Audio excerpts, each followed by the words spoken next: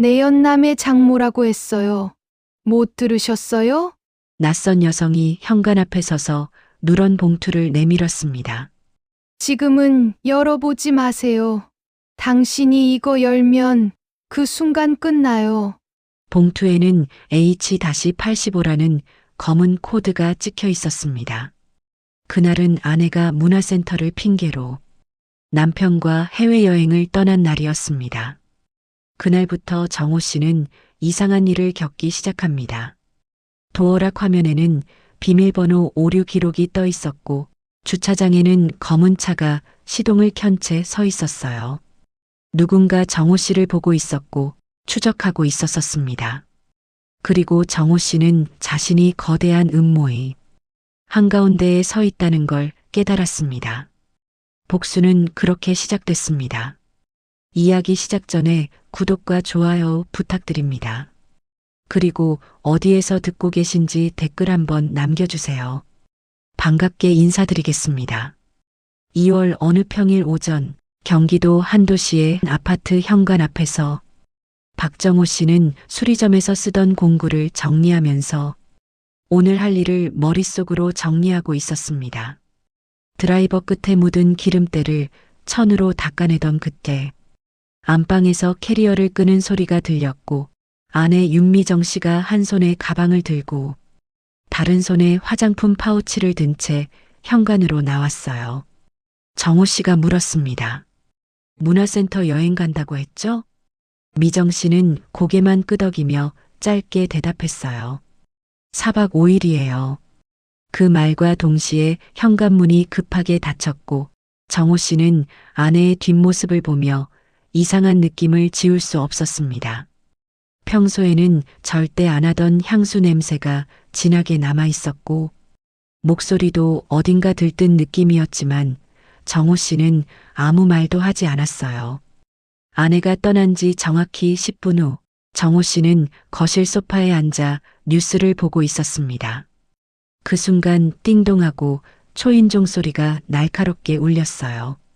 택배도 시킨 적 없었고 관리사무소에서 연락이 온 것도 아니었습니다. 인터폰 화면에는 낯선 여성이 서 있었습니다. 70대쯤 되어 보이는 회색 코트를 입은 여성이 손에 누런 봉투 하나를 들고 있었어요.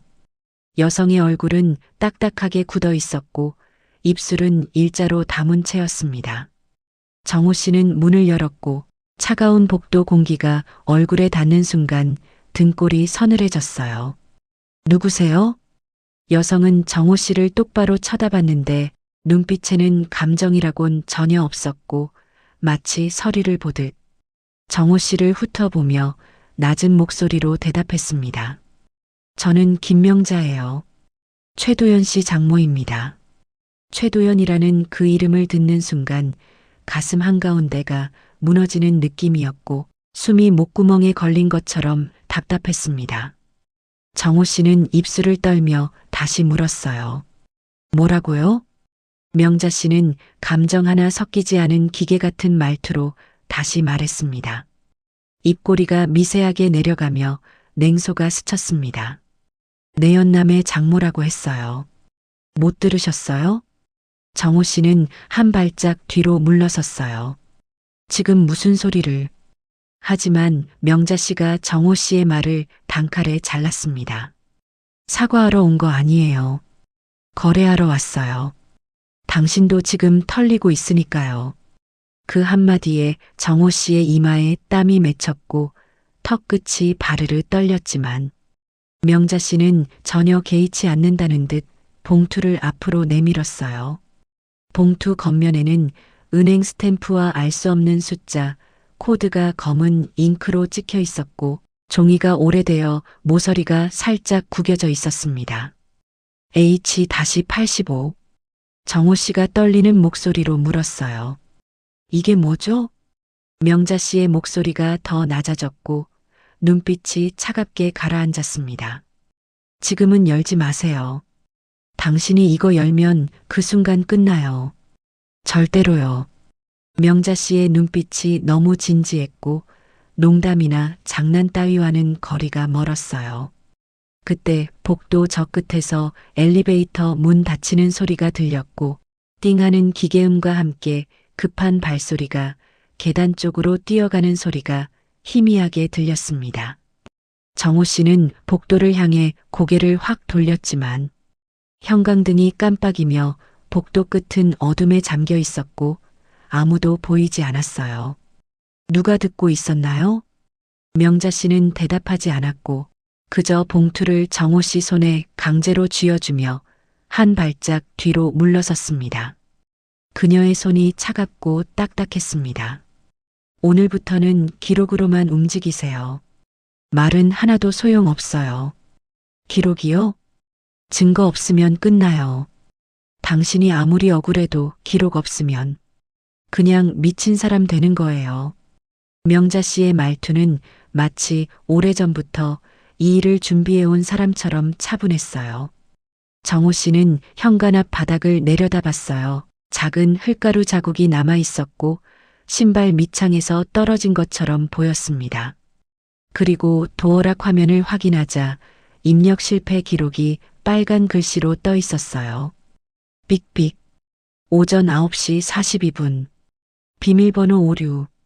정호 씨의 등에 식은땀이 주르륵 흘렀고 누군가 집에 들어오려 했다는 뜻이라는 걸 깨달았습니다. 손바닥이 땀으로 미끄러워졌고 숨을 들이쉴 때마다 가슴이 답답했어요. 들어오세요. 일단 앉으시죠. 정호 씨는 명자 씨를 거실로 안내했고 명자 씨는 소파에 앉지 않고 가방만 내려놓았어요. 가방 안에서 구겨진 영수증 몇 장과 접힌 서류가 보였지만 정호 씨는 자세히 볼 수 없었습니다.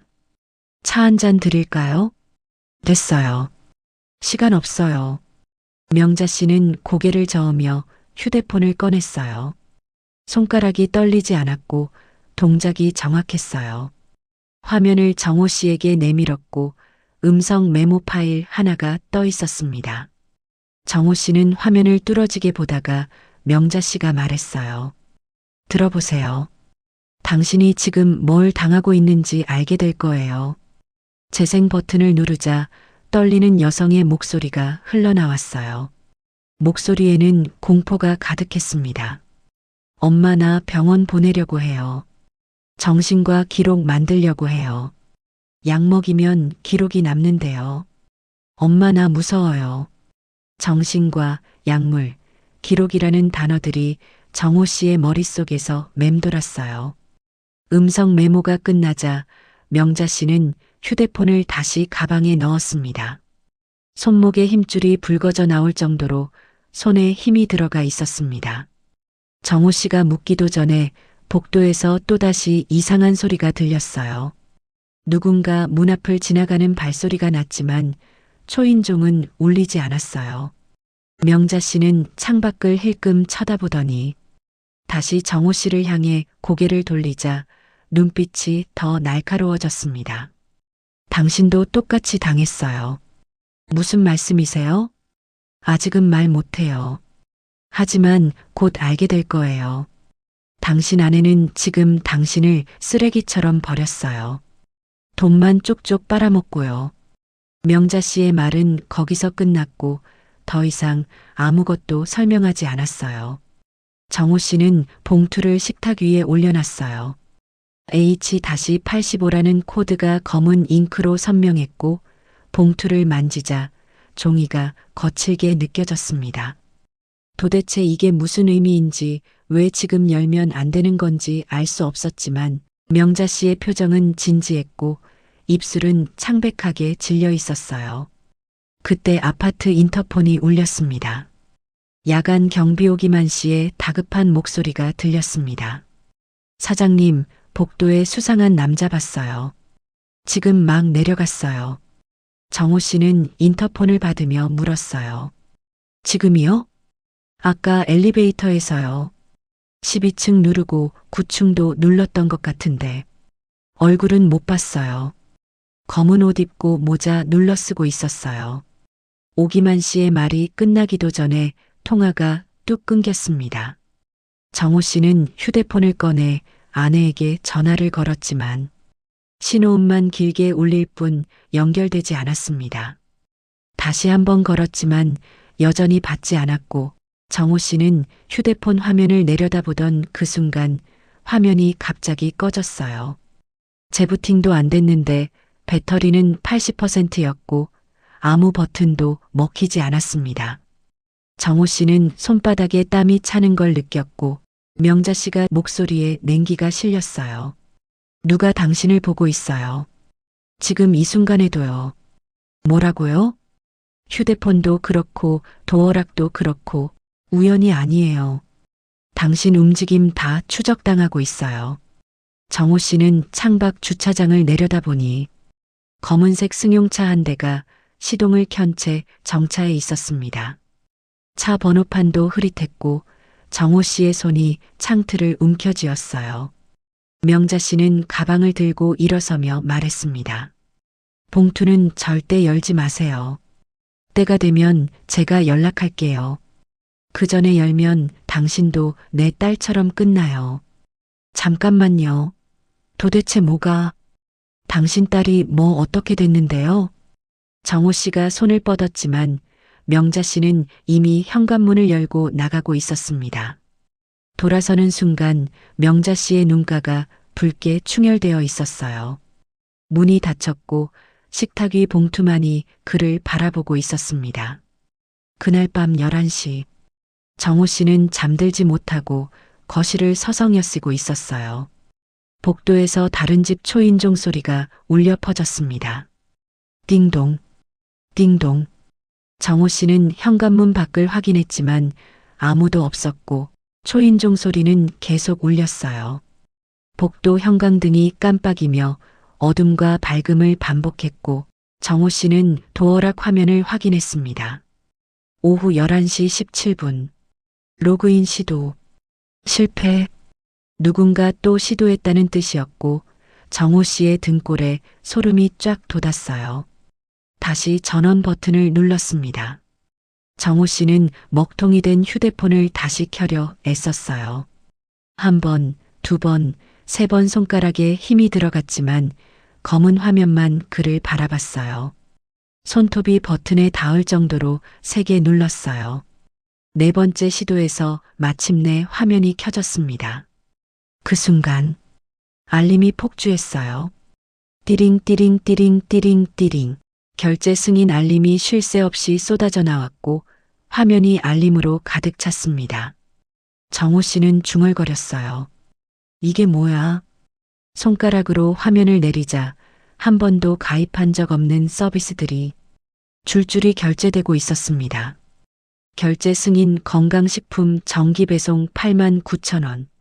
자동결제 완료 프리미엄 렌탈 서비스 12만 4천원. 결제 승인 온라인 상조 가입비 35만 원. 구독 결제 건강보조제 6만 7천원. 자동결제 스마트 홈케어 9만 8천원. 손가락이 화면 위에서 멈췄고 정호 씨의 손등에 땀이 송글송글 맺혔습니다. 더 이상한 건 알림 시간이었어요. 화면을 위로 스크롤하자 시간이 보였어요. 새벽 1시 17분. 새벽 1시 23분, 새벽 2시 4분. 자는 동안 결제가 계속 이루어졌다는 뜻이었고 정호 씨는 입술을 깨물었습니다. 입안에 철맛이 살짝 돌았어요. 그때 화면 상단에 이상한 아이콘이 번쩍 나타났다가 사라졌고 정호 씨는 그걸 놓치지 않았습니다. 위치 공유 활성화. 심장이 쿵 하고 내려앉았고 정호 씨는 설정 화면을 급하게 열었어요. 위치 공유가 켜져 있었는데 하지만 누구와 공유하는지 이름이 표시되지 않았습니다. 알 수 없는 기기라는 뭉굼한 회색 글씨로 떠 있었습니다. 명자 씨가 어제 한 말이 머릿속에서 울렸습니다. 누가 당신을 보고 있어요. 오전 7시 40분. 정호 씨는 즉시 통신사에 전화를 걸었어요. 고객님, 최근 불필요한 앱 설치 흔적이 확인됩니다. 앱이요? 정호 씨의 목소리가 떨렸습니다. 원격 제어나 추적 앱이 설치되었을 가능성이 있습니다. 보안 점검을 권장드리고요. 가능하면 초기화를 고려하셔야 할 것 같습니다. 상담원의 말투는 매뉴얼을 읽듯 담담했지만 정호 씨의 손목에서는 힘이 빠져나갔어요. 누가 언제? 로그 기록상 72시간 전쯤으로 보입니다. IP 주소는 확인이 어렵고요. 정호 씨는 통화를 끊고 휴대폰을 식탁에 내려놨습니다. 손바닥이 땀에 젖어 미끄러웠습니다. 72시간 전이면 사흘 전 아내가 여행을 떠나기 바로 전전날이었어요. 오전 10시 정호 씨가 아파트 단지에서 나가던 중 관리사무소 앞 벤치에서 이웃 할머니 한 분이 말을 걸어왔어요. 어제 댁 앞에 남자들 있던 거 봤어요. 정호 씨는 걸음을 멈췄고 할머니를 향해 몸을 돌렸습니다. 남자들이요? 택시에서 내리던데 둘이었나? 아니면 셋이었나?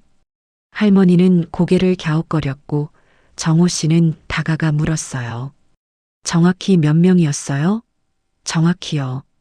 목소리에 다급함이 묻어났지만 할머니는 눈을 가늘게 뜨며 기억을 더듬었습니다. 글쎄, 어두워서 잘 안 보였어요. 그런데 한 명은 키가 크고 말쑥하게 생겼더라고요. 정장 입고. 근데 또 한 명이 뒤에 있었던 것 같기도 하고. 뒤에요? 희미하게 보였어요. 그림자처럼요. 그래서 둘인지 셋인지 확실하지가 않아요. 할머니의 말은 거기서 끝났고 둘인지 셋인지도 모르겠다는 애매한 증언이었지만 정호 씨의 머릿속은 복잡해졌어요. 어제 복도에서 들렸던 발소리, 엘리베이터 문 닫히는 소리, 그리고 오기만 씨가 말했던 수상한 남자, 모든 게 맞물리기 시작했습니다. 셋째 남자.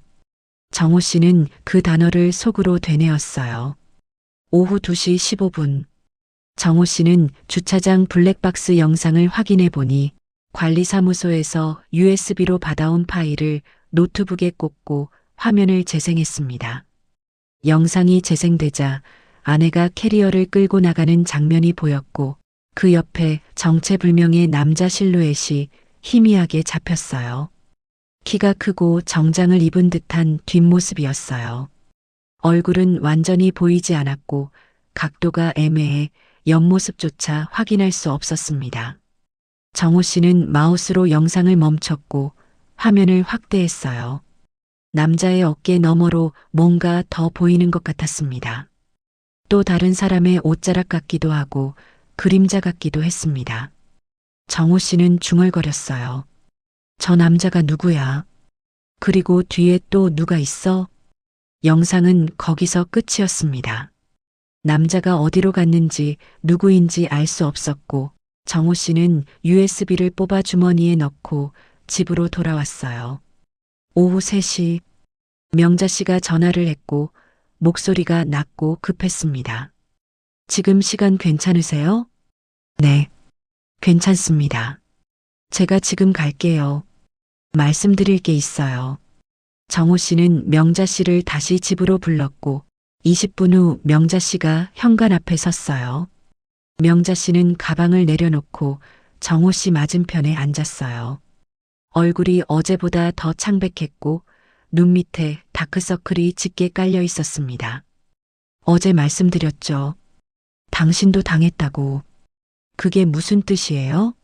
이제 말씀해 주세요. 명자 씨는 자신의 휴대폰을 꺼내 화면을 정호 씨에게 보여주며 말했어요. 내 딸 휴대폰도 똑같았어요. 어느 날 갑자기 먹통이 됐다가 알림이 쏟아지더라고요. 결제, 위치 추적, 계정 로그인 다요. 정호 씨는 명자 씨를 뚫어지게 보며 물었습니다. 그게 언제였어요? 3개월 전이요. 명자 씨의 말끝이 잘렸고 주먹이 꽉 쥐어졌어요. 딸이 처음엔 실수인 줄 알았대요. 그런데 점점 이상해지더래요. 결제 내역, 위치 추적, 계정 로그인 그리고 딸은 지금. 명자 씨는 숨을 깊게 들이마셨다가 목소리를 낮췄습니다. 딸은 지금 병원 보내진다고 협박받고 있어요. 정신과 기록 만들기 2단계예요. 약 먹이겠다고 하더래요. 그럼 기록이 남잖아요. 정호 씨의 주먹이 쥐어졌고 분노가 폭발하려는 순간 말했어요. 누가 왜 그런 짓을 하는 거예요? 하지만 명자 씨가 정호 씨의 말을 잘랐습니다. 아직은 말 못해요. 하지만 곧 알게 될 거예요. 당신도 똑같은 방식으로 당하고 있으니까. 지금 당신 돈 실시간으로 털리고 있어요. 오후 4시. 정호 씨는 도어락 기록을 확인했어요. 어젯밤 비밀번호 변경 이후 기록을 보자 숨이 막혔습니다. 오늘 새벽 3시 12분. 로그인 시도. 실패. 오전 9시 47분. 로그인 시도. 실패. 오후 1시 33분. 로그인 시도. 실패. 3번이나 시도했다는 뜻이었고 누군가 새 비밀번호를 알아내려 계속 시도하고 있었어요. 정호 씨는 소름이 쫙 돋았고 온몸에 식은땀이 흘렀습니다. 이 사람들 지금도 날 보고 있는 거예요? 지금 이 순간에도요? 떨리는 목소리로 묻자 명자 씨는 고개를 끄덕였어요. 그럴 거예요. 당신 위치 추적당하고 있어요. 휴대폰뿐 아니라 카드 사용 내역, 인터넷 검색 기록까지요. 정호 씨는 수첩을 꺼내 메모를 시작했어요. 증거, 돈, 법 3가지를 적으며 손이 떨렸습니다. 손목에 힘줄이 붉어져 나올 정도로 펜을 꽉 쥐었어요. 그날 저녁 6시. 은행 앱을 열어 계좌 내역을 확인하던 중 이상한 출금 기록을 발견했어요. 자동이체 2월 14일 알 수 없는 수취인 47만 원. 자동이체 2월 21일 알 수 없는 수취인 47만 원. 자동이체 2월 28일 알 수 없는 수취인 47만 원. 같은 금액이 일주일 간격으로 반복적으로 빠져나갔습니다. 화면을 더 내리자 출금 기록이 더 나왔어요. 출금 1월 31일 ATM 강남역 50만 원. 출금 2월 7일 ATM 신논현역 50만 원. 정호 씨는 한 번도 강남역이나 신논현역에 간 적이 없었어요. 지금 내 돈이 움직이고 있어. 누가 내 돈을 빼가고 있어. 정호 씨가 중얼거리는 순간 휴대폰이 울렸고 화면에 아내라는 이름이 떴어요. 정호 씨는 숨을 고르고 목소리를 최대한 차분하게 유지하려 했습니다. 여보. 아내의 목소리가 차갑게 들렸어요. 어디야? 무슨 일이야? 카드가 왜 안 돼? 정호 씨의 말끝이 단호해졌습니다. 지금 어디 있어? 누구랑 있어? 하지만 아내의 대답은 더 차가웠고 목소리에 짜증이 묻어났어요. 전화하지 마. 그냥 카드 풀어. 딱? 전화가 끊겼고 손이 바들바들 떨렸습니다. 아내의 목소리는 마치 남이 된 것처럼 느껴졌고 그 목소리에는 미안함도 죄책감도 없었습니다. 정호 씨는 가슴 한쪽이 무너지는 느낌을 받았지만 명자 씨가 했던 말을 떠올렸어요. 울면 저쪽이 원하는 그림을 준다. 정호 씨는 눈물을 참았고 대신 캡처 버튼을 눌렀습니다. 통화 기록과 통화 시간과 발신자 이름까지 모두 저장했습니다. 파일명을 증거사, 아내 통화 020로 저장했어요. 저녁 7시 40분. 창밖 주차장에 어제 봤던 검은 차가 또 서 있었어요. 같은 위치, 같은 각도, 시동을 켠 채였습니다. 정호 씨는 휴대폰으로 사진을 찍었고 확대해서 보니 차 안에 사람이 앉아 있는 것 같았지만 확실하지 않았어요. 썬팅이 너무 진했습니다. 밤 10시. 정호 씨는 침대에 누웠지만 잠이 오지 않았고 휴대폰 화면을 켜자 또다시 알림이 떴어요. 알림은 끝나지 않았고 가 띠링띠링 계속 울렸습니다. 명자 씨가 했던 말이 머릿속에 맴돌았어요. 정호 씨는 결심했습니다. 지금부터는 감정이 아니라 증거로 싸우겠다고 다짐했어요. 밤 11시 50분. 정호 씨는 잠들려는 순간 휴대폰이 한 번 더 울리는 것 같았고 이번엔 결제 알림이 아니었습니다. 보안 알림 다른 기기에서 로그인 시도가 감지되었습니다. 위치 서울 강남구. 시간 23시 47분. 정호 씨는 벌떡 일어나 앉았고 화면을 뚫어지게 봤어요. 새벽 3시. 정호 씨는 노트북 앞에 앉아 엑셀 파일을 정리하고 있었습니다. 결제 내역을 한 줄씩 입력하는 손가락이 미세하게 떨렸습니다. 날짜, 시간, 금액, 서비스명, 승인 번호까지 빠짐없이 기록했고 화면의 숫자들이 늘어갈수록 분노가 치밀었어요.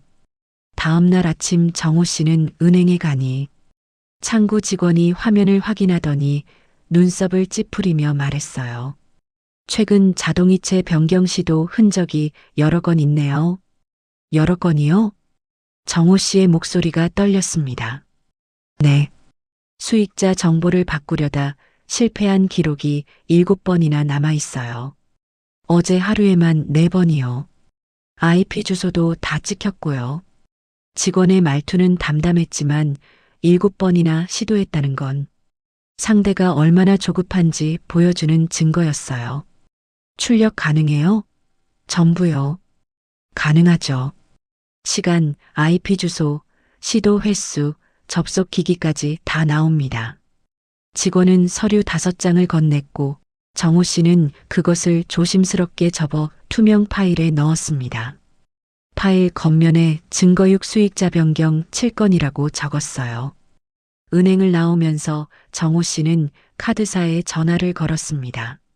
카드 한도를 조절하고 싶습니다. 전체 정지하시겠습니까? 정호 씨는 잠시 고민을 하면서 전부 막아버리면 쉬웠지만 그러면 아내가 아무것도 할 수 없게 되고 전기세도 약값도 병원비도 막히게 됩니다. 손가락이 휴대폰을 쥔 채 떨렸지만 정호 씨는 숨을 고르고 말했습니다. 한 장만 남겨주세요. 생활비 결제용으로요. 나머지는 정지하시겠다는 말씀이신가요? 네. 그런데 한도는 100만 원으로 설정해 주세요. 상담원은 잠시 침묵하더니 확인했어요. 처리 완료됐습니다. 녹취는 6개월간 보관되고 문자로도 발송됩니다. 정호 씨는 전화를 끊고 통화 기록을 캡처했습니다. 카드 막았습니다. 한 장만 남겼어요. 100만 원 한도. 전기세랑 약값은 빠져나갈 수 있게요. 답장이 곧 왔어요. 잘하셨어요. 당신은 무자비한 사람이 아니라는 증거도 남는 거예요. 나중에 법정에서 써요. 아파트로 돌아오는 길에 편의점에 들어가니 계산대에서 점원이 힐끔힐끔 쳐다보는 게 느껴졌어요. 물건을 집어들자 점원의 시선이 따라왔고 계산할 때도 눈을 마주치지 않았습니다. 뭐 볼 일 있으세요? 정호 씨가 묻자 점원은 고개를 저었어요. 아니요. 그냥. 하지만 점원의 눈빛은 이상했고 조심스러웠습니다. 정호 씨는 물건값을 계산하고 나오는 동안 등 뒤에서 점원이 누군가에게 전화를 거는 소리가 들렸어요. 그 사람 지금 나갔어. 맞아. 아파트 12층. 그날 오후 명자 씨가 정호 씨를 다시 찾아와. 이번엔 서류 봉투 2개를 들고 왔어요. 보험 확인하셨어요? 아직요. 내 딸 보험도 건드렸더라고요. 수익자 변경 시도 기록이 남아 있었어요. 4번이나요. 명자 씨는 서류를 꺼냈고 수익자란에 낯선 이름이 적혀 있었어요. 이게 누구예요? 모르겠어요. 하지만 우리 딸 이름은 절대 아니에요. 이 인간들은 사람을 완전히 도구로 봐요. 얼마를 빼낼 수 있는지, 얼마나 쥐어짜낼 수 있는지만 계산하죠. 그럼 왜? 정호 씨가 묻기도 전에 명자 씨가 말을 잘랐어요. 돈이에요. 그냥 돈. 당신 집, 당신 보험, 당신 재산, 전부 돈으로만 보는 거예요. 사람은 안 보여요. 정호 씨는 보험사 고객센터 번호를 눌렀습니다. 분쟁 등록하고 싶습니다. 상담원이 절차를 안내했고 정호 씨는 메모하며 들었어요. 접수번호 받으시면 문자로 보내드릴게요. 증빙 서류는 이메일로 보내주시고 처리까지 영업일 기준 7일 소요됩니다.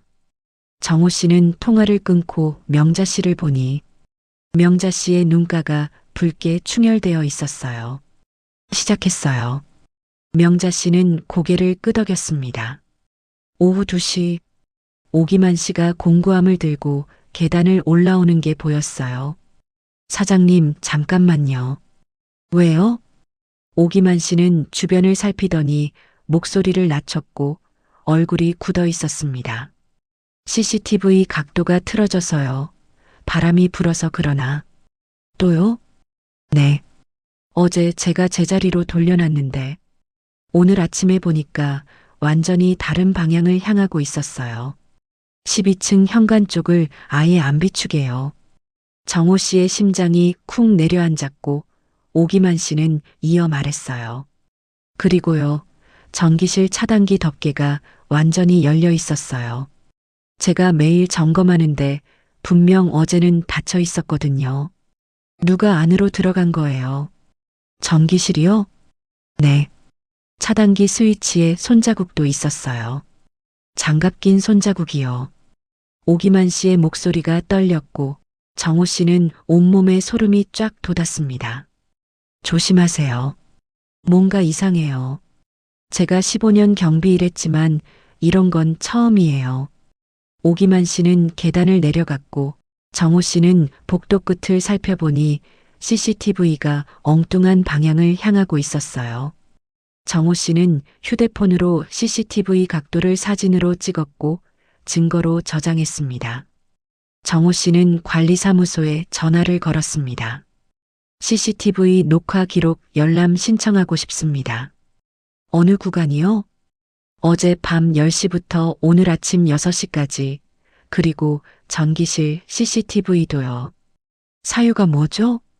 집 앞에서 수상한 움직임이 포착됐고 전기실 침입 흔적도 있어요. 관리사무소 직원은 잠시 침묵하더니 짜증 섞인 목소리로 대답했어요. 전기실은 CCTV 없어요. 예산 문제로 미설치예요. 복도 CCTV는 내일 오전에 확인 가능합니다. 전기실에 CCTV가 없다는 건 누가 들어가도 기록이 안 남는다는 뜻이었어요. 오후 4시쯤 정호 씨의 단톡방 중 하나인 문화센터 모임 단체방에 공지가 하나 올라와 있었어요. 공지 제목은 부적절한 행동으로 인한 회원 제명 처리 안내였습니다. 정호 씨가 공지를 클릭하자 자신의 이름이 명시되어 있었고 최근 부적절한 언행으로 회원들에게 불쾌감을 준 행위라는 문구가 적혀 있었습니다. 가슴 한쪽이 무너지는 느낌이었지만 정호 씨는 감정을 억누르고 공지를 캡처했어요. 그리고 정호 씨는 수리점으로 갔습니다. 아파트 골목 모퉁이에 있는 작은 가게 셔터를 반쯤 올리자 먼지가 풀썩 날렸어요. 안으로 들어가 공구를 정리하면서 드라이버와 렌치와 펜치를 하나씩 제자리에 놓으며 숨을 고르고 내쉬었습니다.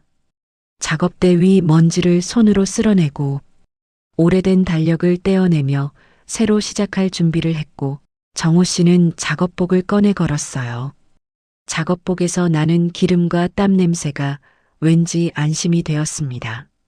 이곳이 정호 씨가 다시 설 곳이었고 무너지지 않고 버틸 수 있는 마지막 공간이었어요. 국밥집에서 혼자 저녁을 먹었습니다. 뚝배기에서 김이 모락모락 올라왔고 국물에서 사골 냄새가 났지만 밥맛이 없었어요. 주인 할머니가 물을 따라주며 말했습니다. 요즘 안 좋은 일 있어요? 얼굴이 많이 상하셨네요. 아니요. 괜찮습니다. 정호 씨는 고개를 저었지만 할머니는 이미 알고 있다는 듯 고개를 끄덕였어요. 힘내세요. 다 지나가요. 안 지나가는 일은 없어요. 정호 씨는 밥을 다 먹고 계산하던 중 지갑에서 영수증이 하나 떨어졌습니다. 아내가 쓴 카드 영수증이었고 정호 씨는 그것을 주어 파일에 넣었어요. 정호 씨는 집으로 돌아와 명자 씨에게서 문자를 받았습니다. 내일부터 시작될 거예요. 뭐가요? 상대가 공개적으로 망신당할 순간이요. 리조트에서 카드가 튕길 거예요. 사람들 앞에서요. 멀리 불빛이 흔들렸고 리조트일까 호텔일까? 아내가 지금 어디에 있는지 알 수 없었습니다. 하지만 곧 알게 될 것이었고 정호 씨는 그렇게 믿었어요. 주먹을 쥔 손에서 땀이 났습니다. 밤 10시 50분 정호 씨의 휴대폰에는 결제 거절 리조트 프런트 데스크 카드 한도 초과라는 알림이 떴습니다. 정호 씨는 화면을 뚫어지게 받고 명자 씨 말이 맞았다는 걸 깨달았어요. 아내가 도착한 리조트에서 카드가 튕기기 시작했고 정호 씨는 알림을 캡처한 뒤 명자 씨에게 보냈습니다. 시작됐어요. 명자 씨의 답장은 짧았고 차갑게 식어 있었어요. 이제부터는 그쪽이 무너집니다. 정호 씨는 휴대폰을 내려놓고 눈을 감았어요. 가슴속 어딘가에서 차가운 결심이 단단해지는 걸 느꼈습니다. 울지 말고 계산합시다. 명자 씨가 했던 그 말이 정호 씨의 머릿속에서 맴돌았습니다. 리조트 프런트 데스크. 해외여행을 간다는 아내는 제주도의 한 리조트에 있었습니다. 아내 윤미정 씨는 직원 앞에 서서 카드를 내밀었습니다. 체크인 부탁드려요. 직원이 카드를 받아 단말기에 넣었고 삑 하는 소리가 났어요. 결제 거절. 화면에 빨간 글씨가 떴고 직원은 당황한 표정으로 말했습니다. 죄송합니다만 카드가 거절됐습니다. 다른 카드 있으세요? 미정 씨의 얼굴이 창백해지자 옆에 서 있던 남자가 재빨리 자신의 카드를 꺼냈어요. 키가 크고 정장을 입은 남자였고 미정 씨를 향해 눈빛으로 괜찮다고 신호를 보냈습니다. 제 걸로 해주세요. 남자가 카드를 건넸고 직원이 다시 단말기에 넣었어요. 삑. 결제 거절. 직원의 눈빛이 이상해졌고 미정 씨는 가방을 뒤져 다른 카드를 꺼냈습니다. 손이 떨려서 카드가 바닥에 떨어졌고 남자가 주워 직원에게 건넸어요. 삑. 결제 거절. 로비에 있던 다른 손님들이 힐끔힐끔 쳐다보기 시작했고 미정 씨의 이마에 땀이 맺혔습니다. 이상한데 분명 한도 있는데. 미정 씨는 중얼거리며 지갑을 뒤졌지만 남자의 얼굴이 굳어 있었어요. 같은 시각 정호 씨는 수리점에서 공구를 정리하던 중 전화가 왔습니다. 아내. 정호 씨는 화면을 보며 숨을 고르고 전화를 받았어요. 여보. 아내의 목소리에 분노와 당황이 섞여 있었습니다. 지금 뭐 하는 거야? 카드가 왜 다 안 돼? 정호 씨는 조용히 대답했어요. 한도 조절했어. 뭐? 왜? 생활비만 쓸 수 있게 100만 원인데 그동안 쓴 게 있어서 10만 원 정도밖에 안 남았어. 아내의 목소리가 날카로워졌습니다. 미쳤어? 지금 나 사람들 앞에서 망신당하고 있어. 당장 풀어. 정호 씨는 전화를 끊지 않고 차분하게 말했어요. 안 돼. 이유 알잖아. 이유? 무슨 이유? 당신이 무슨 권리로? 내 카드야. 내 돈이고. 전화 너머로 남자의 목소리가 희미하게 들렸는데 미정 씨를 진정시키려는 듯 했어요.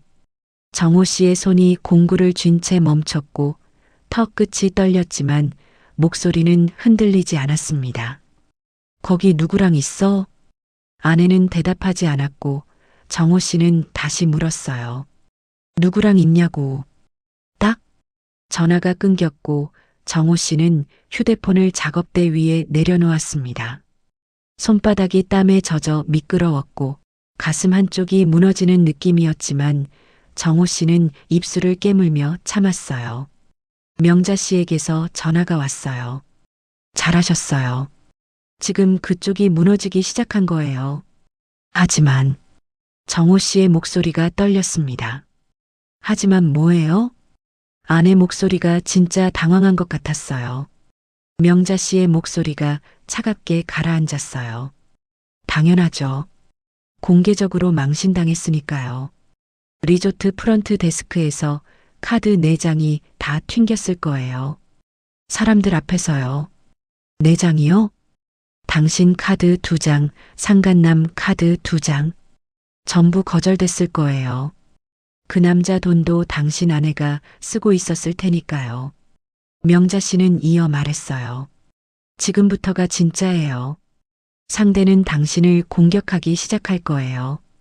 그날 오후 정호 씨는 수리점 문을 열었고 첫 손님이 들어왔습니다. 50대 남성이었고 고장난 선풍기를 들고 왔어요. 고칠 수 있어요? 네. 이틀 정도 걸릴 것 같은데요. 정호 씨가 선풍기를 확인하는 동안 남성이 주변을 둘러봤습니다. 여기 평이 좀.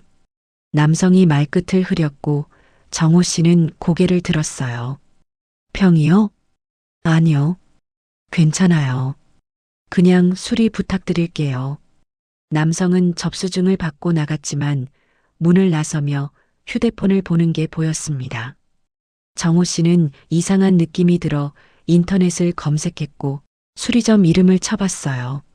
리뷰가 하나 올라와 있었는데 오늘 오전에 작성된 글이었습니다. 사장이 이상함. 말을 제대로 안 하고 눈빛이 불안정해 보임. 별로 추천 안 함. 시작됐다는 걸 깨달았어요. 정호 씨는 집으로 돌아와 단톡방 알림을 확인했어요. 동네 커뮤니티에 글이 하나 올라와 있었어요. 12층 아저씨 조심하세요. 요즘 이상하게 행동하시는 것 같아요. 편의점에서도 이상하게 쳐다보시고 혹시 무슨 일 있으신 건지 댓글이 달리기 시작했습니다. 저도 봤어요. 복도에서 혼자 중얼거리시던데 아내분이랑 싸우신 것 같더라고요. 조심해야겠네요. 저녁을 먹고 있던 정호 씨의 휴대폰이 다시 울렸습니다. 아내. 이번엔 받지 않았고 전화는 계속 울렸어요. 1번, 2번, 3번, 4번. 정호 씨는 5번째 전화를 받았습니다. 여보. 아내의 목소리가 달라져 있었어요. 분노가 아니라 절박함이 묻어 있었어요. 제발 카드 좀 풀어줘. 나 지금 진짜. 목소리가 떨렸고 울먹이는 것처럼 들렸습니다. 정호 씨는 숨을 고르고 말했어요. 안 돼. 왜 이러는 거야? 내가 뭘 잘못했어? 정호 씨의 목소리가 차갑게 가라앉았습니다. 뭘 잘못했는지 몰라? 아내는 대답하지 않았고 정호 씨는 이어 말했어요. 집에 와. 그럼 얘기하자. 지금은 못 가. 왜? 그냥. 정호 씨는 전화를 끊었고 통화 기록을 다시 캡처했습니다. 명자 씨에게서 다시 문자가 왔습니다. 힘내세요. 지금이 제일 힘든 구간이에요. 하지만 당신이 이기고 있어요. 정호 씨는 답장을 보냈어요. 리뷰 테러 시작됐어요. 커뮤니티 글도요. 명자 씨의 답장이 곧 왔습니다. 전부 캡처하세요. 나중에 명예훼손으로 쓸 수 있어요. 그리고 절대 반응하지 마세요. 반응하면 증거가 약해져요. 정호 씨는 수첩을 펼쳤고 증거칸에 오늘 저장한 파일명을 하나씩 적었어요. 잠시 후 휴대폰에 문자 알림이 떴어요. 당신 때문에 내 인생이 망가졌어. 내가 뭘 잘못했는데. 당신이 날 이렇게 만든 거야. 아내의 문자였고 정호 씨는 화면을 뚫어지게 봤습니다. 손가락이 떨렸지만 답장을 보내지 않았어요. 명자 씨가 했던 말이 머릿속에 맴돌았어요. 반응하지 마세요. 밤 11시 30분. 정호 씨는 잠들려는 순간 현관 앞에서 소리가 들렸습니다. 쿵. 뭔가 떨어지는 소리였고 정호 씨는 벌떡 일어나 현관으로 갔어요. 문을 열자 바닥에 택배 상자가 하나 놓여 있었고 보내는 사람 란이 비어 있었습니다. 정호 씨는 상자를 집으로 가져와 열었는데 안에는 A사 용지 한 장이 들어 있었어요. 그만둬. 더 이상 가면 후회할 거야. 컴퓨터로 출력한 글씨였고 서명도 없었습니다. 정호 씨는 종이를 사진으로 찍었고 상자도 찍었어요. 정호 씨는 명자 씨에게 사진을 보냈고 곧 전화가 왔어요. 경찰 신고하세요. 지금 당장요. 명자 씨의 목소리가 단호했습니다. 협박죄예요. 증거 확보하고 신고하세요. 정호 씨는 고개를 끄덕였고 112에 전화를 걸었어요. 자정 무렵 경찰이 다녀간 후 정호 씨는 거실에 혼자 앉아 있었습니다. 접수증을 손에 쥔 채 창밖을 봤어요. 주차장은 조용했고 아무것도 움직이지 않았습니다. 정호 씨는 수첩을 펼쳤고 증거칸에 오늘 하루 동안 모은 증거를 정리했어요. 증거 9부터 증거 13까지 5개의 증거가 늘어났고 정호 씨는 명자 씨가 했던 말을 떠올렸습니다. 당신이 이기고 있어요. 정호 씨는 눈을 감았습니다. 그리고 그날 밤 정호 씨는 처음으로 복수가 시작됐다는 걸 깨달았습니다. 정호 씨가 집 서랍을 정리하던 중 구석에서 낡은 통장 하나가 나왔습니다. 통장을 펼쳐보니 마지막 거래 내역이 일주일 전이었습니다. 출금 12월 24일 ATM 강남역 230만 원. 손가락이 멈췄고 정호 씨는 페이지를 넘겼어요. 출금 1월 17일 ATM 신논현역 230만 원. 출금 2월 10일 ATM 역삼역 230만 원. 같은 금액이 일주일 간격으로 반복적으로 빠져나갔습니다. 정호 씨는 통장 앞장을 확인했습니다. 예금주 박지훈. 정호 씨의 심장이 쿵 내려앉았어요. 박지훈은 정호 씨의 아들 이름이었고 대학 등록금을 위해 만든 통장이었습니다. 손이 바들바들 떨렸고 통장을 쥔 손가락 마디가 하얗게 질렸어요. 아이 돈까지. 정호 씨는 중얼거렸고 입술을 깨물었습니다. 입안에 철맛이 돌았고 눈앞이 빨갛게 변하는 것 같았어요. 정호 씨는 즉시 명자 씨에게 전화를 걸었습니다. 아이 통장까지 건드렸어요. 뭐라고요? 명자 씨의 목소리가 얼음장처럼 차갑게 가라앉았어요.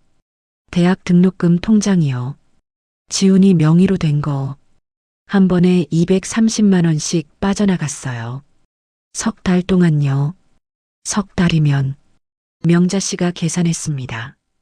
2,700만 원 넘게 빠진 거네요. 정호 씨는 대답하지 못했고 주먹을 쥐었어요. 명자 씨의 목소리가 낮고 단호해졌어요. 선을 넘었어요. 아이 돈은 절대 건드리면 안 되는 거예요. 이건 증거로도 강력하고 법정에서도 악질로 봐요. 캡처하고 은행 가세요. 거래 내역 전부 출력받으세요. ATM 위치, 시간 전부요. 정호 씨는 통장을 사진으로 찍었고 손이 떨려서 2번 다시 찍었습니다. 은행 창구 직원이 통장을 확인하더니 고개를 저었어요. 이건 미성년자 명의 통장인데 출금이 너무 많네요. 제 아들 통장이에요. 아내 명의로 되어 있고요. 출금 기록 보니까 ATM 출금만 12번이에요. 전부 강남 쪽이고요.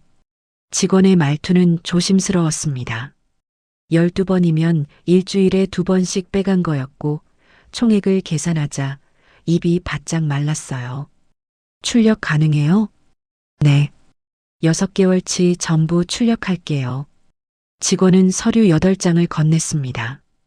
은행을 나온 정호 씨는 집 근처 창고로 향했어요. 작은 개인 창고였고 가족 짐을 보관하던 곳이었습니다. 문 앞에 서자 자물쇠가 바뀌어 있었어요. 정호 씨가 걸어둔 낡은 자물쇠가 아니라 새 디지털 자물쇠가 달려 있었습니다. 이게 뭐야?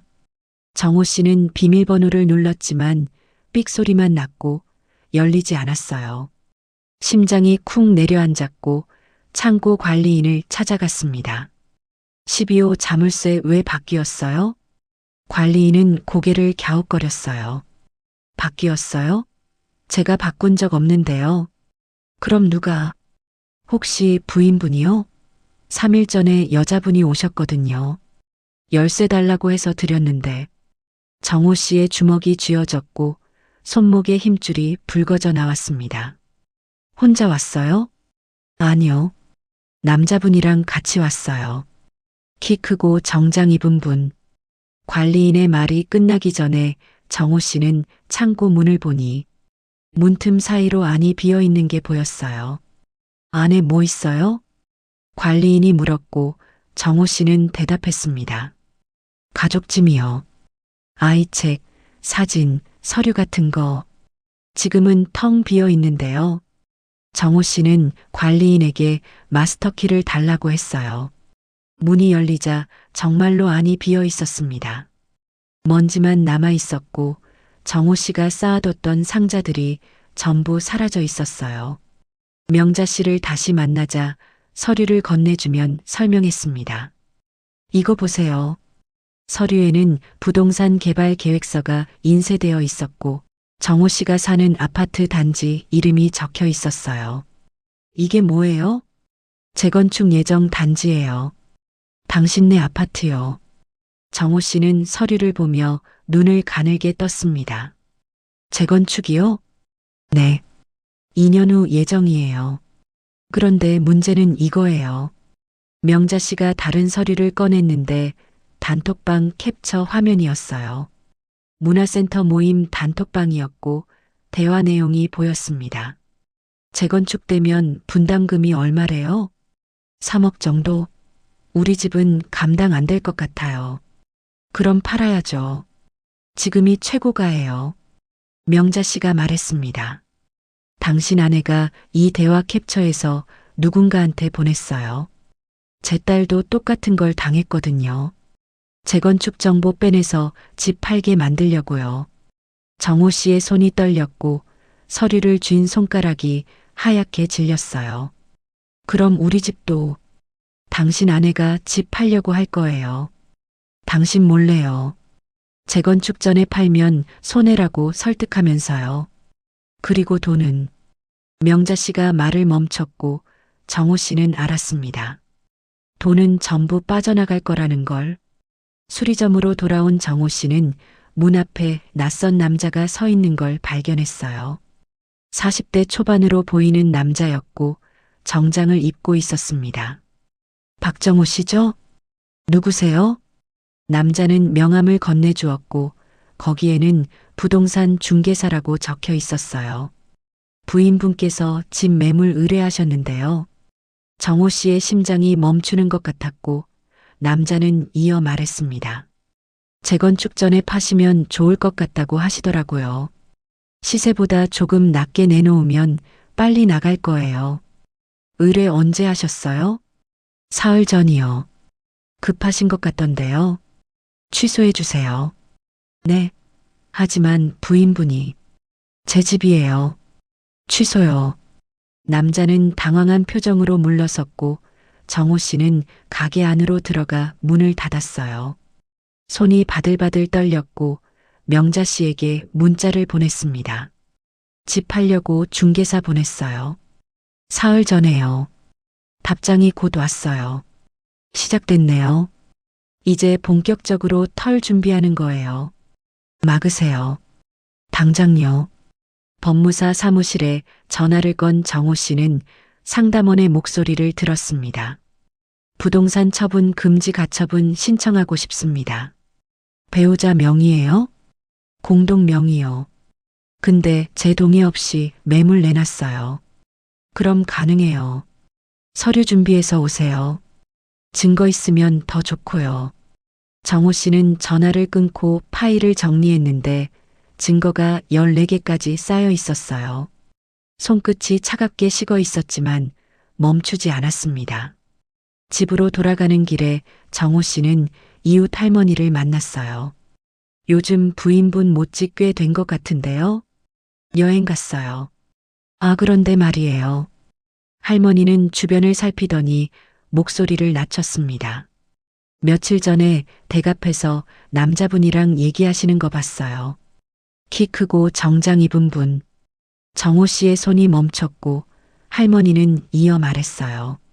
뭐 얘기하는지는 못 들었는데 부인분이 웃으시더라고요. 되게 환하게요.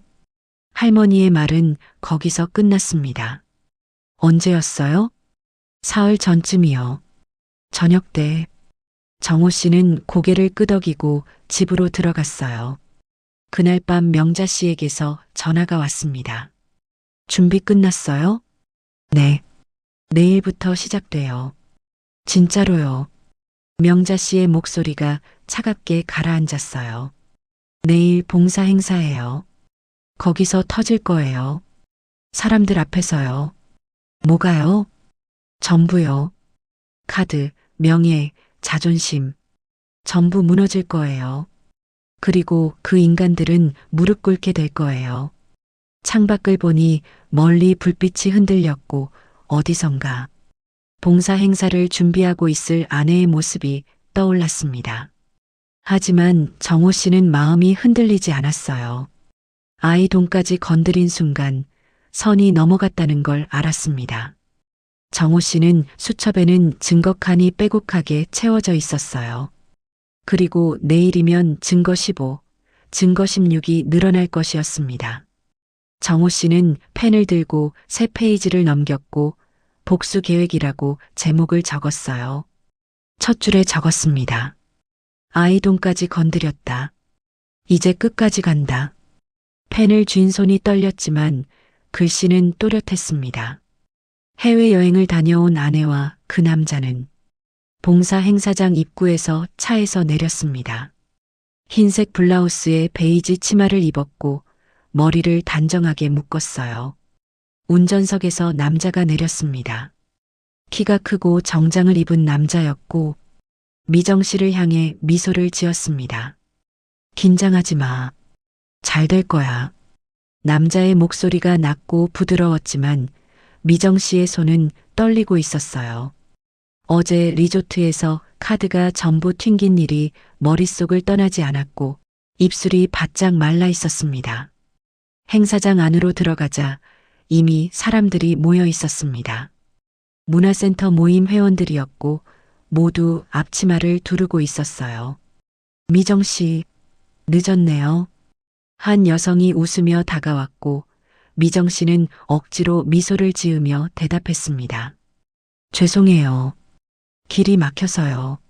하지만 여성의 시선이 미정 씨 뒤에 서 있는 남자에게 향했고 눈빛이 이상해졌어요.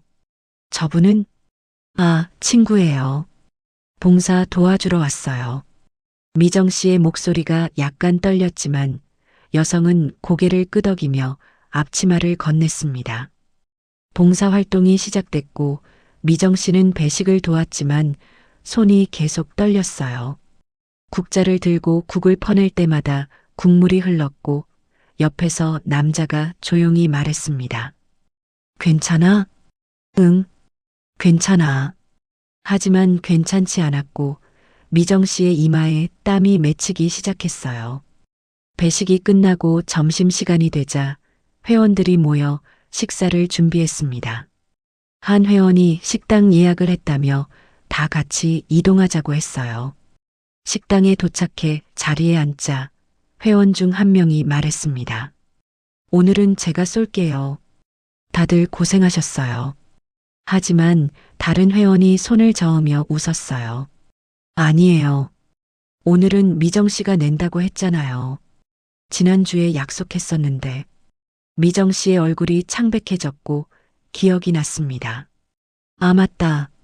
제가 계산대로 가는 미정 씨의 걸음이 무거웠고 직원에게 카드를 내밀었어요. 삑. 결제 거절. 직원이 당황한 표정으로 말했습니다. 다른 카드 있으세요? 미정 씨는 손이 떨리며 다른 카드를 꺼냈지만 옆에 서 있던 남자가 재빨리 자신의 카드를 건넸어요.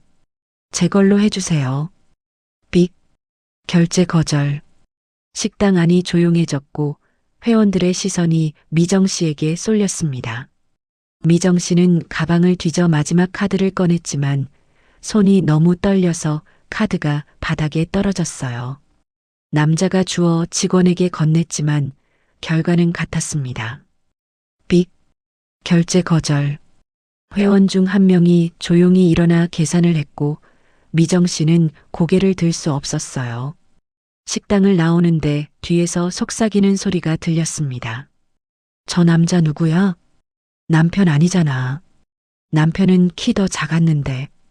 카드도 다 튕기고 뭐 하는 거야 대체. 미정 씨의 다리가 휘청거렸고 남자가 팔을 잡았습니다. 행사장으로 돌아와 오후 활동이 시작되자 회원 중 한 명이 미정 씨에게 다가왔어요. 미정 씨, 잠깐 얘기 좀 할까요? 둘이 조용한 곳으로 가자 회원이 말했습니다. 아까 그 남자분 혹시... 아니에요. 친구라고 했잖아요. 미정 씨의 목소리가 날카로워졌지만 회원은 고개를 저었어요. 미정 씨, 우리 다 알아요. 남편분이랑 안 좋다는 거. 그리고 그 남자분이. 그만해요. 미정 씨가 소리쳤고 회원은 뒤로 물러섰습니다. 죄송해요. 그냥 걱정돼서요. 하지만 회원의 눈빛은 걱정이 아니라 호기심이었고 미정 씨는 그걸 알아챘어요. 오후 활동이 끝나고 단체 사진을 찍을 시간이 되자 회원들이 모여섰습니다. 미정 씨도 오세요. 누군가 손짓했지만 미정 씨는 뒤로 물러섰어요. 저는 괜찮아요. 사진 잘 안 나와서. 하지만 한 회원이 웃으며 말했습니다. 무슨 소리예요? 같이 찍어요. 저 남자분도요. 남자가 손을 저으며 거절했지만 회원들이 끌고 가려 했고 미정 씨의 얼굴이 더 창백해졌어요. 그때 미정 씨의 휴대폰이 울렸고 남편이라는 이름이 떴습니다. 미정 씨는 전화를 받지 않았지만 전화는 계속 울렸고 회원 중 한 명이 물었어요. 받으세요. 남편분인가 봐요. 미정 씨는 휴대폰을 가방에 넣었지만 진동은 멈추지 않았습니다. 한 회원이 조용히 다른 회원에게 속삭이는 소리가 미정 씨의 귀에 들렸어요. 남편한테 전화 온 거 못 본 척하네. 저 남자 때문이겠지 뭐. 미정 씨의 손이 떨렸고 가방을 쥔 손가락이 하얗게 질렸습니다. 행사가 끝나고 미정 씨와 남자가 주차장으로 향하는데 뒤에서 누군가 불렀어요. 아줌마, 잠깐만요. 미정 씨는 멈춰섰고 뒤돌아보니 행사장 직원이었습니다. 아줌마, 이거 두고 가셨어요. 직원이 앞치마를 건네는 순간 미정 씨의 얼굴이 굳어졌어요. 아줌마. 그 단어가 귀에 박혔고 옆에 서 있던 남자도 직원을 봤습니다. 미정 씨는 앞치마를 받아들고 차로 향했는데 발걸음이 휘청거렸어요. 차에 타자마자 남자가 물었습니다. 괜찮아? 괜찮아. 하지만 목소리가 떨렸고 남자는 시동을 걸며 말했어요. 오늘 힘들었지. 집에 가서 쉬자. 집이 어디야? 미정 씨의 목소리가 차갑게 나왔고 남자는 대답하지 않았습니다. 차 안이 조용해졌고 미정 씨는 창밖을 보며 눈물을 참았어요. 같은 시각 정호 씨의 휴대폰으로 명자 씨에게서 문자가 왔습니다. 끝났어요. 완전히 무너졌을 거예요. 정호 씨는 답장을 보냈어요. 다음은 뭔가요? 명자 씨의 답장이 곧 왔습니다. 이제 본격적으로 시작이에요. 내일부터 그쪽은 더 공격할 거예요. 준비하세요. 정호 씨는 수첩을 펼쳤고 복수 계획 페이지를 넘겼습니다. 오늘까지 증거가 15개였고 손끝이 차갑게 식어 있었어요. 그날 밤 미정 씨는 모텔 침대에 누워 천장을 보고 있었는데 옆에서 남자가 자고 있었습니다. 최도연이란 남자에게 빠졌던 순간, 한순간의 실수가 이렇게까지 커질 줄은 상상도 하지 못했습니다. 잠깐 편하게 만나면 되리라 생각했는데 결국은 외도로 이어졌고 결국 가정이 파탄날 지경에까지 왔습니다. 휴대폰에 남편에게서 온 부재중 전화가 7통 있었고 문자도 3개 왔어요. 미정 씨는 문자를 열지 않았지만 알림으로 첫 줄이 보였습니다. 집에 와. 얘기하자. 미정 씨는 휴대폰을 뒤집어 놓았고 눈을 감았습니다. 하지만 잠이 오지 않았고 오늘 행사장에서 들었던 속삭임들이 머릿속을 맴돌았어요. 저 남자 누구야? 아줌마. 남편한테 전화 못 받는 거 봐. 미정 씨는 베개에 얼굴을 묻었습니다. 수리점 문을 여는 순간 정호 씨는 이상함을 느꼈습니다. 예약해둔 손님이 오지 않았고 전화도 오지 않았어요. 어제까지만 해도 술이 맡길 물건이 5개나 있었는데 오늘은 아무도 오지 않았습니다. 정호 씨는 휴대폰을 확인했는데 리뷰가 또 올라와 있었어요. 사장님이 이상해요. 고함 지르고 물건 던지는 거 봤어요. 절대 가지 마세요. 저도 피해봤어요. 수리비 바가지 씌우고 협박했어요. 정신 상태가 불안정해 보여요. 위험합니다. 리뷰가 하루 만에 12개나 늘어났고 전부 오늘 아침에 작성됐어요. 정호 씨는 손이 떨렸지만 캡처를 시작했고 리뷰 하나하나를 저장하며 파일명을 적었습니다. 점심시간이 되자 정호 씨는 국밥집으로 향했는데 평소 앉던 자리에 앉으려 하자 주인 할머니가 조심스럽게 말을 꺼냈어요. 미안한데. 왜요?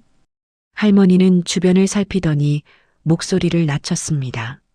손님들이 불편해하셔서요. 사장님 오시면 좀. 할머니의 말끝이 흐려졌지만 정호 씨는 알아들었어요. 제가 뭘 잘못했어요? 아니요, 그게 아니라 그냥 소문이 좀 안 좋아서요. 동네에서 말들이 많아서. 정호 씨는 고개를 끄덕이고 밖으로 나왔는데 등 뒤에서 할머니가 작게 한숨 쉬는 소리가 들렸습니다. 발걸음이 무거웠고 골목을 걸으며 편의점 앞을 지나가는데 점원이 급하게 문을 잠그는 게 보였어요. 잠깐만요. 정호 씨가 문을 두드렸지만 점원은 고개를 저으며 점심시간이라는 팻말을 붙였습니다. 하지만 시계를 보니 점심시간이 아니었고 안에서 다른 손님이 물건을 사고 있는 게 보였어요. 수리점으로 돌아온 정호 씨는 명자 씨에게 전화를 걸었습니다. 다 막히고 있어요. 국밥집도 편의점도. 명자 씨의 목소리가 차갑게 가라앉았어요. 시작됐네요. 사회적 고립 2단계예요. 당신을 동네에서 완전히 고립시키려는 거예요. 어떻게 막아요? 못 막아요. 지금은요. 명자 씨는 잠시 멈췄다가 이어 말했습니다. 하지만 곧 끝나요. 봉투 10시간이 다가오고 있어요. H-85요? 네. 그 안에 전부 들어 있어요. 진실이요. 정호 씨는 집으로 돌아가 서랍을 열었는데 봉투가 그대로 있었어요. 손을 뻗었다가 멈췄고 명자 씨가 했던 말이 떠올랐습니다. 때가 되면 제가 연락할게요. 그날 오후 정호 씨는 관리사무소에서 받은 CCTV 영상을 확인했습니다. USB를 노트북에 꽂고 재생했는데 어젯밤 복도 영상이 나왔어요. 화면에 정호 씨가 복도를 걷는 장면이 나왔고 갑자기 영상이 끊겼습니다. 3분 공백. 그리고 다시 재생됐을 때 화면이 이상했어요.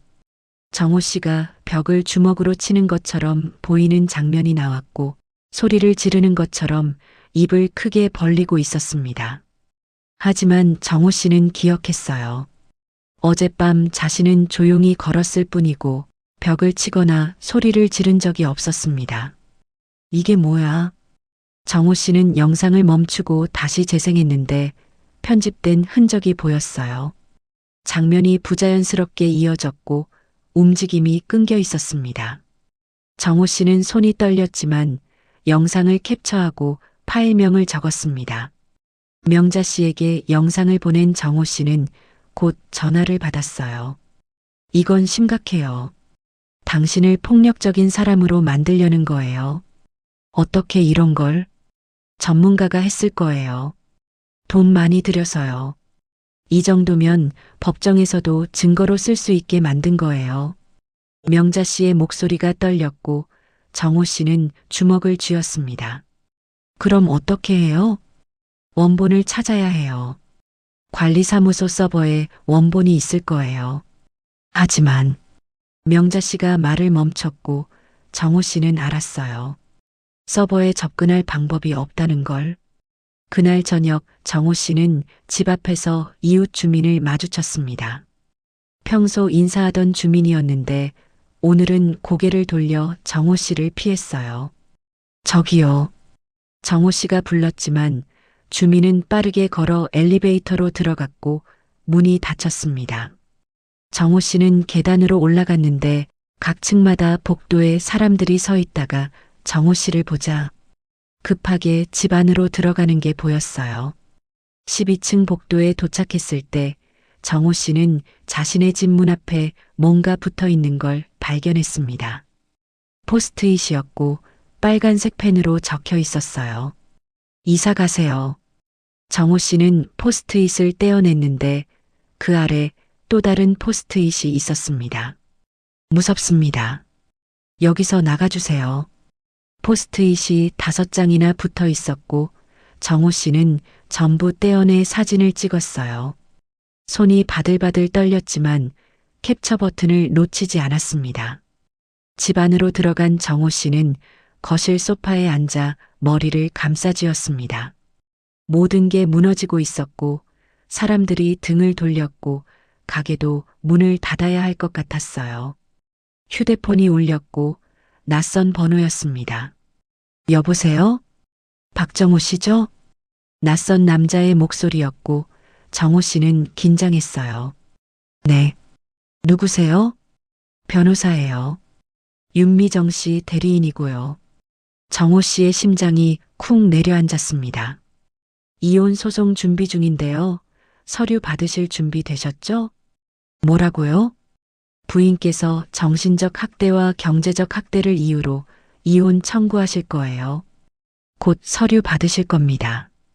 변호사의 목소리는 차갑고 사무적이었고 정호 씨는 입이 바짝 말랐어요. 제가 학대를요? 네. 증거도 있고요. CCTV 영상, 이웃 증언, 리뷰 기록. 전부요. 정호 씨는 전화를 끊었고 휴대폰을 쥔 손이 떨렸습니다. 조작된 증거들이 법정으로 가고 있었고 정호 씨는 가슴이 답답해 숨을 쉴 수 없었어요. 밤이 깊어지고 정호 씨는 명자 씨에게 전화를 걸었습니다. 이혼 소송 온대요. 저를 학대자로 만들어서요. 명자 씨는 잠시 침묵했다가 말했어요. 예상했어요. 이제 마지막 단계예요. 당신을 완전히 무너뜨리고 재산 다 빼가려는 거예요. 어떻게 막아요? 봉투 열어야 해요. 지금요. 정호 씨는 서랍을 열었고 봉투를 꺼냈습니다. H-85. 손이 떨렸지만 정호 씨는 봉투를 열기 시작했어요. 종이가 거칠게 찢어지는 소리가 나고 안에서 서류가 나왔습니다. 첫 페이지를 펼치는 순간 정호 씨의 눈이 커졌어요. DNA 검사 결과. 검사 대상 박지훈. 생물학적 부일치율 99.97%. 정호 씨는 숨이 멎는 것 같았고 다음 페이지를 넘겼습니다. 부동산 위임장. 위임인 윤미정. 수임인 최도연. 위임 내용 부동산 매매 및 처분 일체. 세 번째 페이지에는 통장 사본이 있었는데 낯선 계좌번호였습니다. 예금주 최도연. 입금 내역. 12월 14일 230만 원 박지훈 통장에서 이체. 1월 21일 230만 원.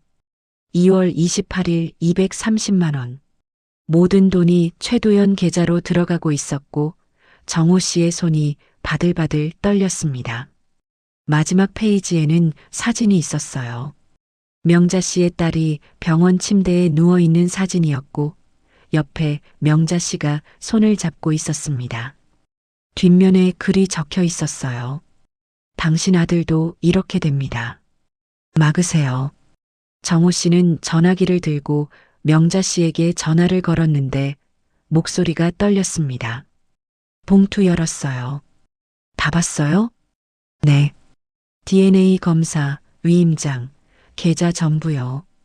명자 씨의 목소리가 차갑게 가라앉았어요. 이제 알았죠? 당신 아들은 당신 아들이 맞아요.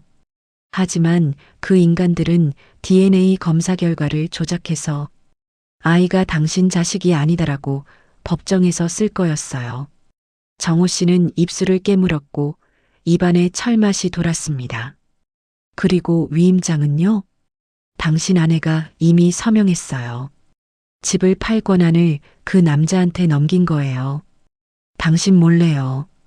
이제 어떻게 해요? 명자 씨는 잠시 침묵했다가 말했어요. 내일 법원 갑니다. 가처분 신청하고 형사고소도 넣어요.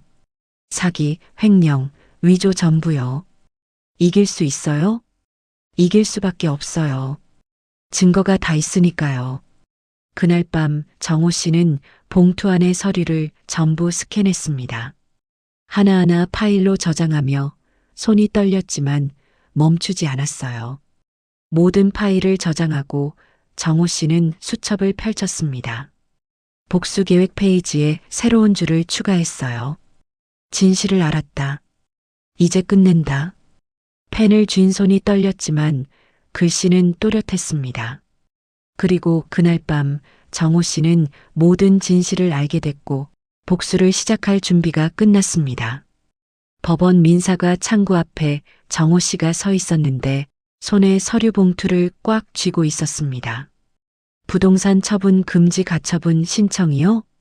직원이 물었고 정호 씨는 고개를 끄덕이며 서류를 내밀었어요. 배우자 동의 없이 매물 내놓은 거예요. 위임장도 위조됐고요. 직원이 서류를 확인하더니 눈썹을 치켜 올렸습니다. 증거가 꽤 많네요.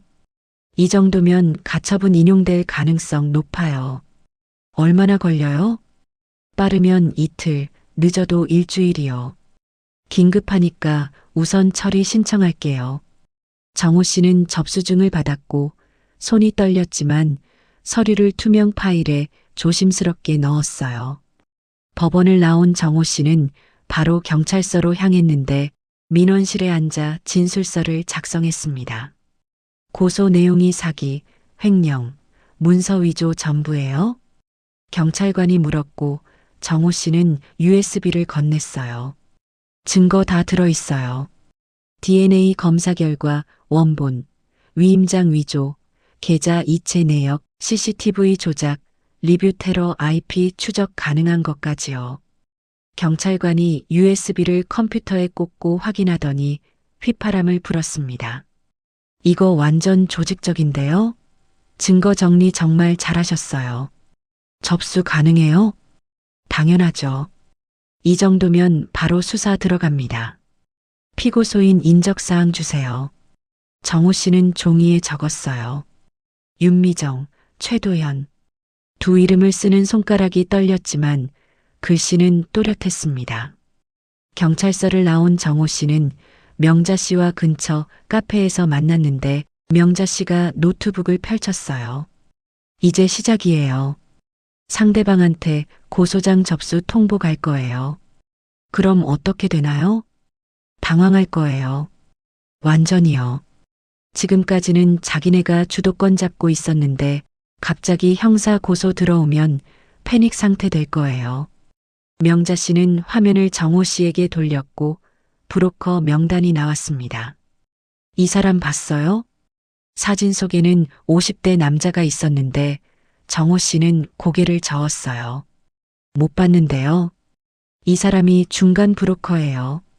DNA 조작, 위임장 위조, CCTV 편집 전부 이 사람 통해서 했을 거예요. 명자 씨의 손가락이 화면을 가리켰습니다.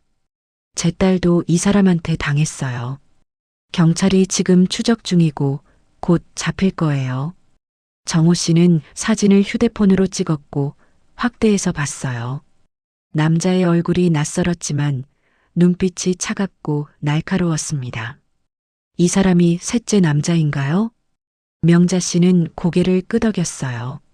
그럴 가능성이 높아요. 할머니가 봤다던 그림자, 블랙박스에 찍힌 실루엣, 전부 이 사람일 거예요.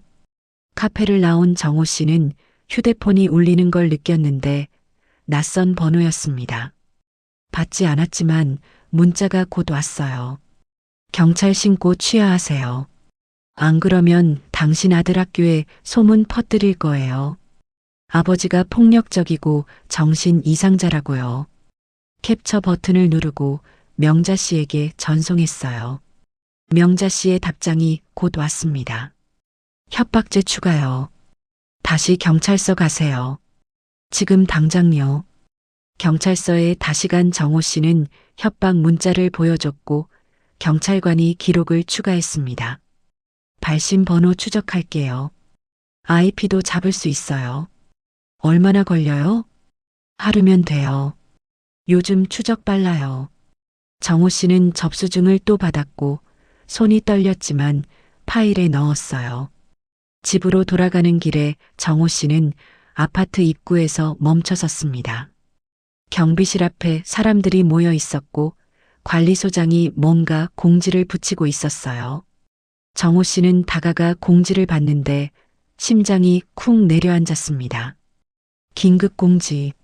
12층 관련 안내.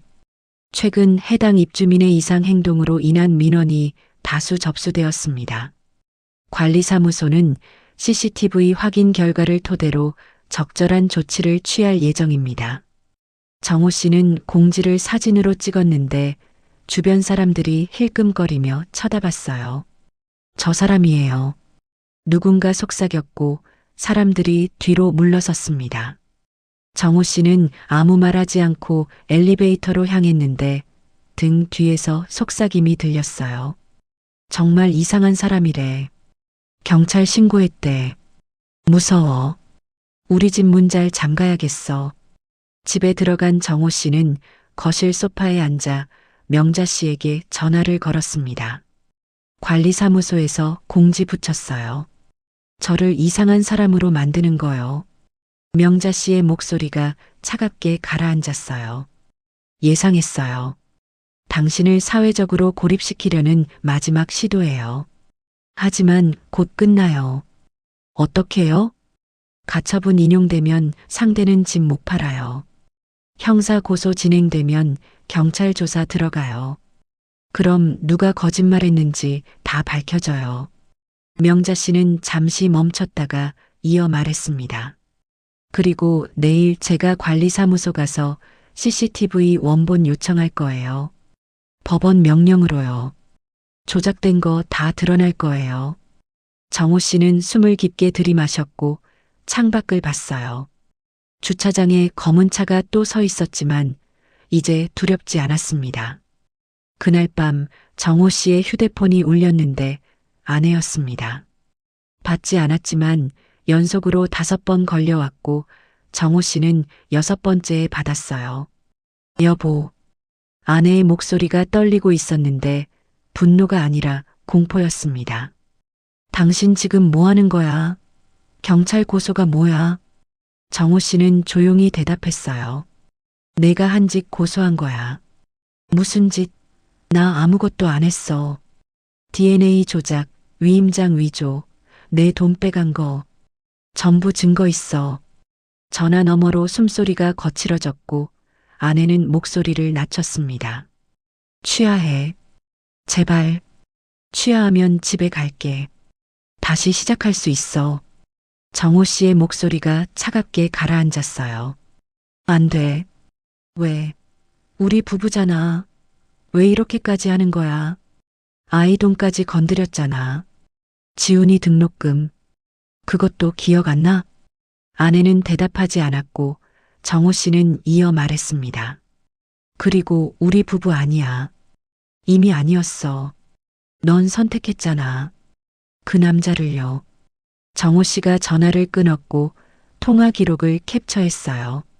손이 떨렸지만 파일명을 적었습니다. 다음 날 아침 명자 씨에게서 문자가 왔습니다. 가처분 인용됐어요. 집 처분 못해요. 이겼어요. 정호 씨는 휴대폰을 쥔 채 눈물이 핑 돌았지만 참았어요. 아직 끝나지 않았고 더 가야 할 길이 남아 있었습니다. 법원 문서를 받으러 가는 길에 정호 씨는 부동산 중개사를 만났어요. 며칠 전 집 매물 의뢰했다던 그 남자였는데 남자가 먼저 말을 꺼냈습니다. 죄송해요. 제가 속았어요. 부인분이 서류 다 가져왔는데 위조된 거였어요. 알아요. 괜찮아요. 정호 씨는 고개를 끄덕였고 남자는 명함을 꺼냈습니다. 혹시 필요하시면 증언할게요. 법정에서요. 제가 본 거 다 말씀드릴 수 있어요. 정호 씨는 명함을 받았고 손에 꽉 쥐었어요. 감사합니다. 법원에서 가처분 결정문을 받은 정호 씨는 즉시 등기소로 향했습니다. 부동산 처분 금지 가처분이요. 등기에 올려주세요. 직원이 서류를 확인하고 등기부에 기재했어요. 이제 소유주 동의 없이는 매매 불가능해요. 등기부에 제한사항 다 올라갔어요. 정호 씨는 등기부 등본을 출력받았고 파일에 넣었습니다. 수리점으로 돌아온 정호 씨는 문 앞에 손님이 서 있는 걸 발견했어요. 예전에 술이 맡겼던 손님이었는데 미안한 표정을 짓고 있었습니다. 사장님 죄송해요. 제가 리뷰 잘못 믿고. 괜찮아요. 아니에요. 제가 확인도 안 하고 소문만 듣고 안 왔어요. 다시 맡기고 싶은데요. 정호 씨는 고개를 끄덕이며 문을 열었고 손님이 고장난 선풍기를 가져왔어요. 이틀 정도 걸릴 것 같아요. 괜찮아요. 믿고 맡길게요. 손님이 나가고 정호 씨는 혼자 가게에 앉아 창밖을 봤습니다. 하나씩 돌아오기 시작했고 진실이 밝혀지고 있었어요. 그날 저녁 명자 씨에게서 전화가 왔습니다. 브로커 잡혔어요. 뭐라고요? 경찰이 오늘 오후에 체포했어요. 여러 건 사기 혐의로요. 당신 사건도 조사 들어갈 거예요. 정호 씨는 주먹을 쥐었고 명자 씨는 이어 말했어요. 이제 다 무너져요. 브로커가 자백하면 최도연, 당신 안에 전부 연결돼요. 끝이 보여요. 정호 씨는 창밖을 봤는데 검은 차가 사라져 있었습니다. 주차장이 비어 있었고 정호 씨는 처음으로 안도의 한숨을 쉬었어요. 밤에 정호 씨는 수첩을 펼쳤고 복수계획 페이지에 새로운 줄을 적었습니다. 가처분 인용. 브로커 체포. 이제 마지막 단계. 펜을 쥔 손이 떨렸지만 글씨는 또렷했어요. 증거 파일은 24개까지 늘어나 있었습니다. 경찰서 조사실 앞 복도에 정호와 명자 씨가 앉아 있었습니다.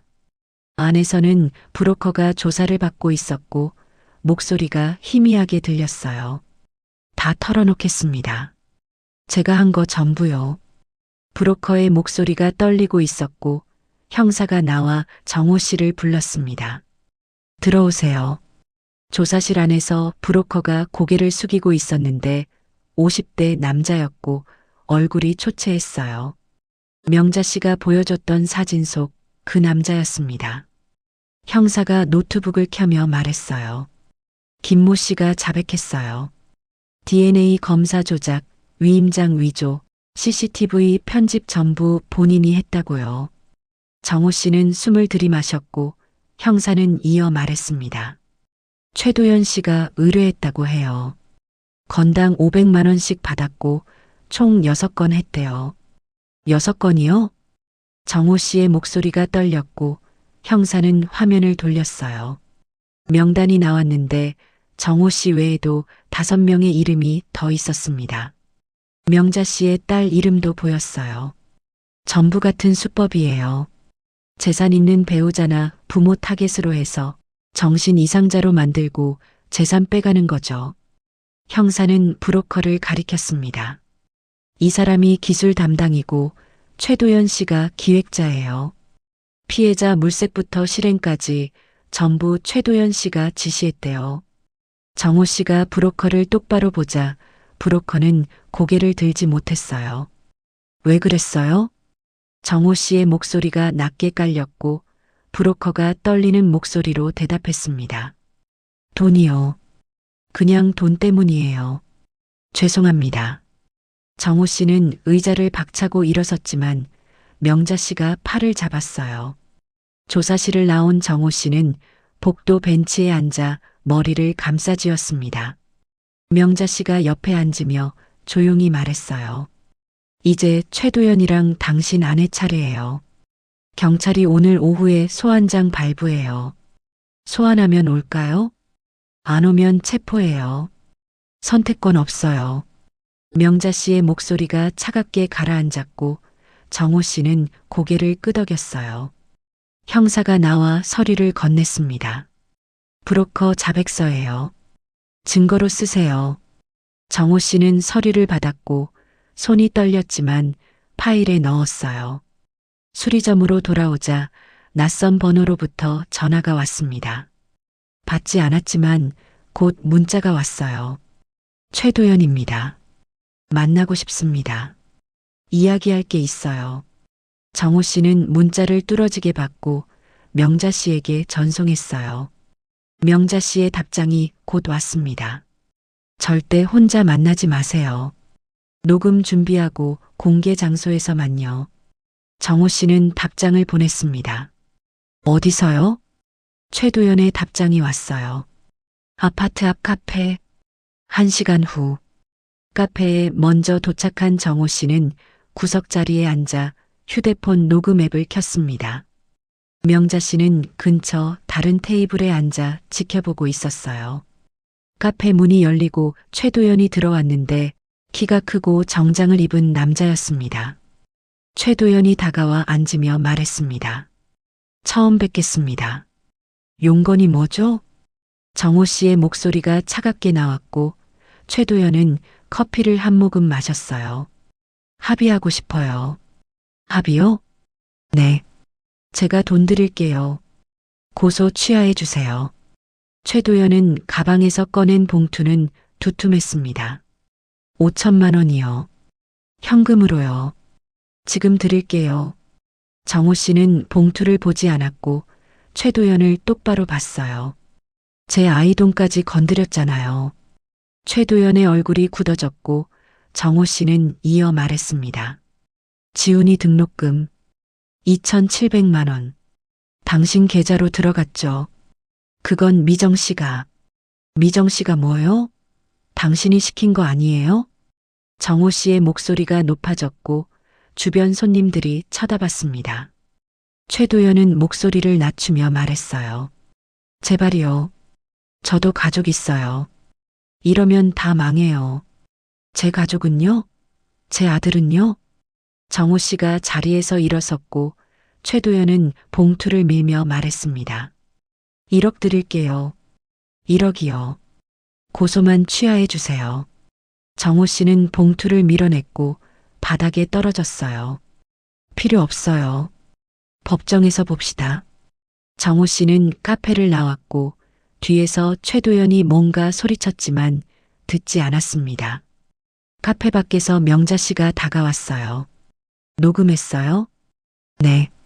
전부요. 잘하셨어요. 이것도 증거예요.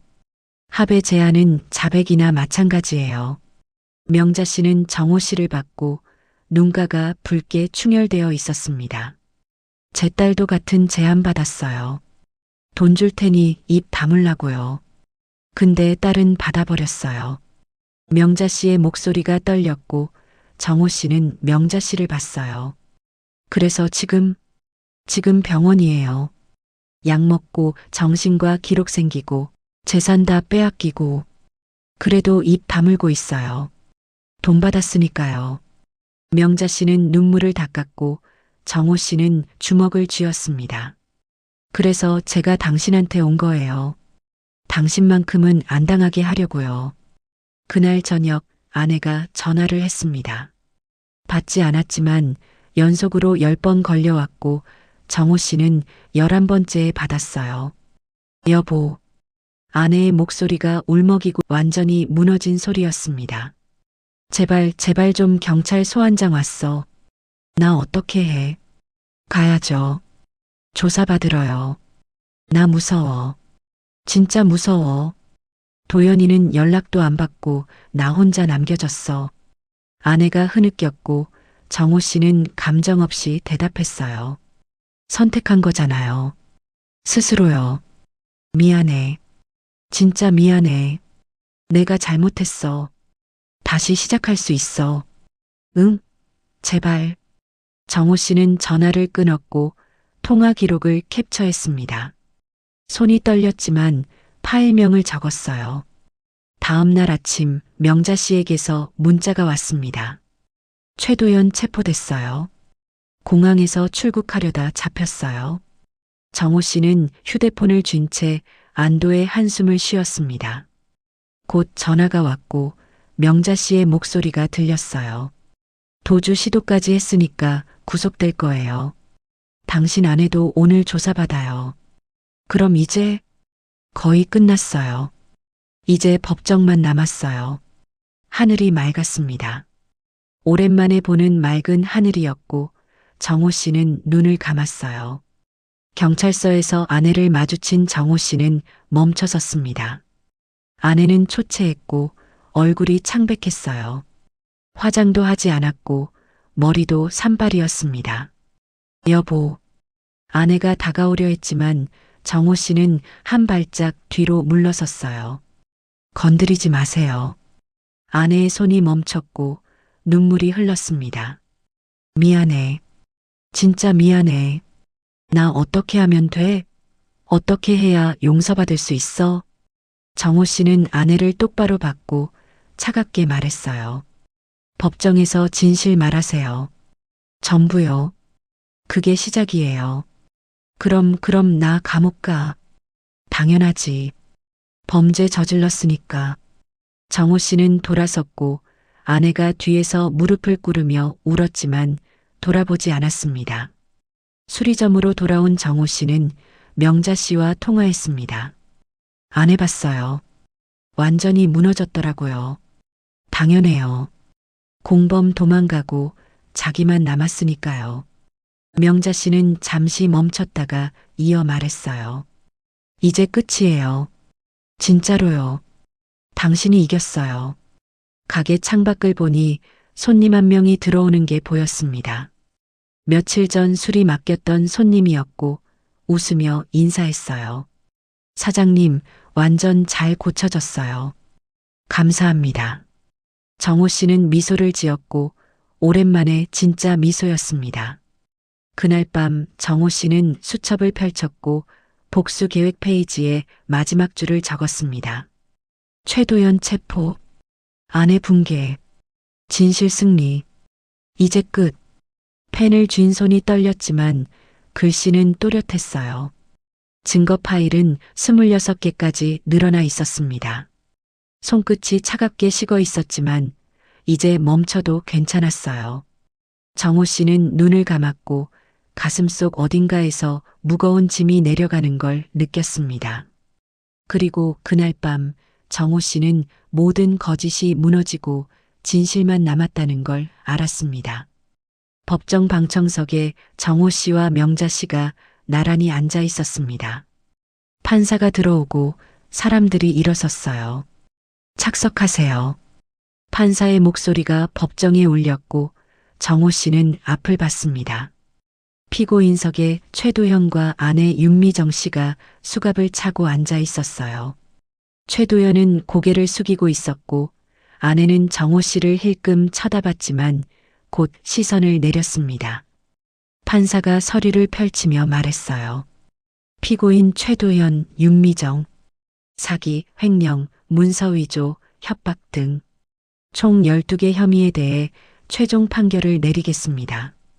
법정이 조용해졌고 정호 씨의 심장이 쿵쾅거렸어요. 판사가 판결문을 읽기 시작했습니다. 피고인들은 공모하여 피해자의 재산을 편취하고 DNA 검사 결과를 조작하며 부동산 위임장을 위조했습니다. 판사의 목소리가 차갑게 이어졌어요.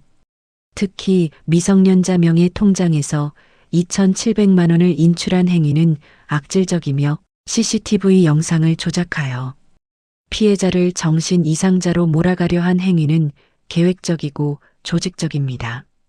최도연의 어깨가 떨렸고 아내는 눈물을 흘렸습니다. 판사는 계속 읽었어요. 피고인 최도연은 브로커를 고용하여 총 6명의 피해자에게 같은 수법을 사용했으며 이는 반복적이고 계획적인 범행입니다. 피고인 윤미정은 배우자와 자녀를 배신하고 공범과 함께 재산을 편취했으며 이는 가족관계를 악용한 중대한 범죄입니다. 판사가 망치를 들었습니다. 피고인 최도연 징역 5년에 처한다. 피고인 윤미정 징역 3년에 처한다. 피해 금액 전액 배상을 명한다. 피고인들은 즉시 구속한다. 땅! 망치 소리가 울렸고 법정이 소란스러워졌습니다. 아내가 무너지자 법정 경위가 부축했어요. 안 돼, 안 돼, 제발. 아내의 목소리가 법정을 나가며 점점 멀어졌습니다. 최도연은 아무 말도 하지 않았고 고개를 숙인 채 끌려나갔어요. 법정을 나온 정호 씨는 복도 벤치에 앉아 한참을 멍하니 있었습니다. 명자 씨가 옆에 앉으며 조용히 말했어요. 끝났어요. 진짜로요. 정호 씨는 고개를 끄덕였지만 말이 나오지 않았습니다. 가슴 한쪽이 텅 빈 것 같았고 눈물이 핑 돌았지만 참았어요. 명자 씨가 손수건을 건넸고 정호 씨는 받아 눈가를 닦았습니다. 이제 어떻게 할 거예요? 명자 씨가 물었고 정호 씨는 창밖을 봤어요. 모르겠어요. 그냥 살아야죠. 명자 씨는 쓸쓸한 미소를 지었습니다. 저도요. 제 딸도 이제 치료 시작했어요. 약 끊고요. 잘 됐네요. 당신 덕분이에요. 당신이 싸워줘서 제 딸도 용기 냈어요. 명자 씨는 일어서며 말했어요. 이제 저도 가볼게요. 딸 만나러요. 정호 씨도 일어섰고 명자 씨와 악수했습니다. 감사합니다. 정말로요. 저야말로요. 당신이 끝까지 포기 안 해서 이긴 거예요. 명자 씨는 복도를 걸어가며 손을 흔들었고 정호 씨는 그 뒷모습을 보며 고개를 숙여 인사했어요. 수리점으로 돌아온 정호 씨는 셔터를 올리니 먼지가 풀썩 날렸습니다. 오랜만에 문을 여는 거였고 안으로 들어가 창문을 열었어요. 바람이 들어오고 햇빛이 작업대를 비쳤습니다. 정호 씨는 공구를 하나씩 정리하며 드라이버와 렌치와 펜치를 제자리에 놓았어요. 작업복을 꺼내 입었고 기름과 땀 냄새가 났지만 익숙했습니다. 가게 문을 열고 의자에 앉아 거리를 보니 사람들이 지나다니고 있었어요. 다시 여신 거예요? 네. 오늘부터요. 잘 됐네요. 우리 선풍기 고장 났는데 맡겨도 돼요? 정호 씨는 미소를 지으며 고개를 끄덕였어요. 가져오세요. 고쳐드릴게요. 저녁 무렵 정호 씨는 가게 문을 정리하고 있었는데 누군가 들어왔습니다. 돌아보니 아들 지훈이었어요. 22 대학생이었고 얼굴이 아빠를 닮았습니다. 아빠, 지훈아. 정호 씨는 걸레를 내려놓고 아들을 보 가슴이 뭉클했어요. 엄마 소식 들었어요. 그래, 미안하다. 왜 아빠가 미안해요? 아빠 잘못 아닌데. 지훈이 다가와 정호 씨를 안았고 정호 씨는 아들의 등을 토닥였습니다. 오랜만에 느끼는 온기였고 정호 씨는 눈물이 났지만 참았어요. 등록금 다시 모을게. 아빠 괜찮아요. 제가 알바하면 돼요. 아빠가 더 중요해요. 지훈이 물러서며 말했습니다. 저 이제 여기서 아빠 도울래요. 방학 동안요. 정호 씨는 고개를 끄덕였고 아들에게 렌치를 건넸어요. 그럼 이거부터 정리해봐. 네. 지훈이 웃으며 공구를 받았고 둘이 함께 가게를 정리했습니다. 며칠 후 현관문 앞에 편지가 놓여 있었습니다. 봉투를 열자 아내의 편지였어요. 여보, 미안해요. 정말 미안해요. 나는 용서받을 자격 없다는 거 알아요. 하지만 지훈이한테는 엄마가 필요할 거예요. 나오면 멀리 갈게요. 당신 앞에 안 나타날게요. 지훈이 잘 부탁해요. 그리고 고마웠어요. 한때는 행복했어요. 편지는 거기서 끝이었고 정호 씨는 편지를 접어 서랍에 넣었습니다. 눈물이 났지만 흘리지 않았어요. 이미 다 흘렸고 이제는 앞으로 가야 했습니다. 며칠 후 정호 씨가 은행에 가보니 배상금이 들어와 있었습니다. 빼앗긴 돈이 전부 돌아왔고 정호 씨는 통장을 보며 한숨을 쉬었어요. 지훈이 등록금 계좌를 다시 만들었고 돈을 넣었습니다. 2,700만 원. 정확히 빠져나간 금액이었고 정호 씨는 통장을 쥔 손이 떨렸어요. 은행을 나오자 명자 씨의 전화가 왔습니다. 잘 지내세요? 네. 가게 다시 열었어요. 다행이에요. 저도 딸이랑 여행 갈 거예요. 제주도로요. 좋으시겠어요. 당신도 쉬세요. 많이 힘들었잖아요. 네. 조심히 다녀오세요. 전화를 끊고 정호 씨는 하늘을 올려다봤습니다. 구름 한 점 없는 맑은 하늘이었고 바람이 시원하게 불었어요. 수리점에서 정호 씨는 손님의 선풍기를 고치고 있었고 지훈이 옆에서 거들었습니다. 아빠, 이거 어떻게 하는 거예요? 여기 봐. 이렇게 돌리면 돼.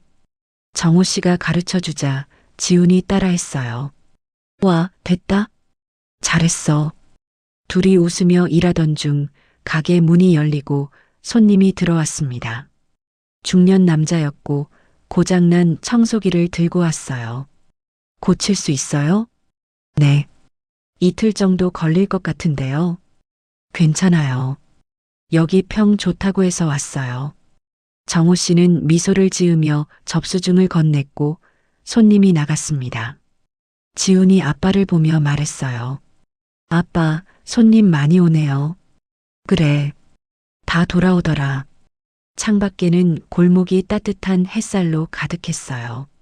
저녁에 정호 씨와 지훈은 국밥집에 가니 할머니가 웃으며 맞이했습니다. 사장님, 오랜만이에요. 아드님이랑 오셨네요. 네. 국밥 둘이요. 할머니가 국밥을 가져왔고 뚝배기에서 김이 모락모락 올라왔습니다. 맛있게 드세요. 오늘은 제가 서비스 하나 더 드릴게요. 할머니가 계란 2개를 더 가져왔고 정호 씨는 고맙다고 인사했어요. 지훈이 국밥을 먹으며 말했습니다. 아빠, 여기 진짜 맛있다. 그치? 여기 오래됐어.